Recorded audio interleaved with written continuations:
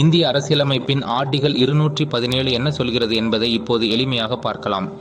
உயர்நீதிமன்ற ஹைகோர்ட் நீதிபதிகளின் நியமனம் மற்றும் அவர்களது பதவிக்காலம் குறித்த விதிகளை விளக்குகிறது.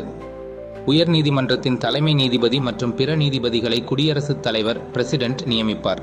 இதற்காக அவர் இந்திய தலைமை நீதிபதி CJI மற்றும் அந்த மாநிலத்தின் ஆளுநரிடம் கவர்னர் ஆலோசனை செய்வார்.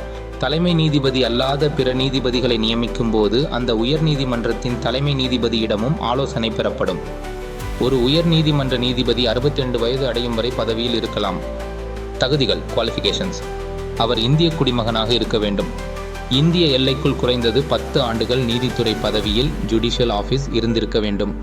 அல்லது ஒன்று அல்லது அதற்கு மேற்பட்ட உயர் நீதிமன்றங்களில் குறைந்தது 10 ஆண்டுகள் வழக்கறிஞராக அட்வொகேட் பணியாற்றி இருக்க வேண்டும்.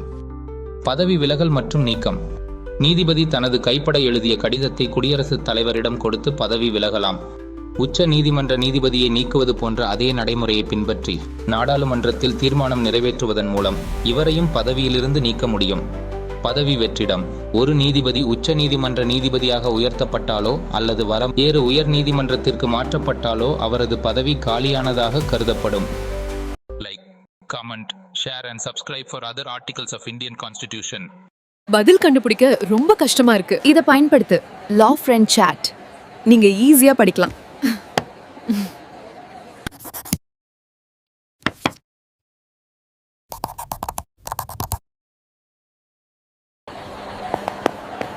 சட்ட தேர்வுகளுக்கு படிக்க Law Friend Chat பதிவிறக்குங்க. ஈஸி ஆயிடும். lawfriendchat.in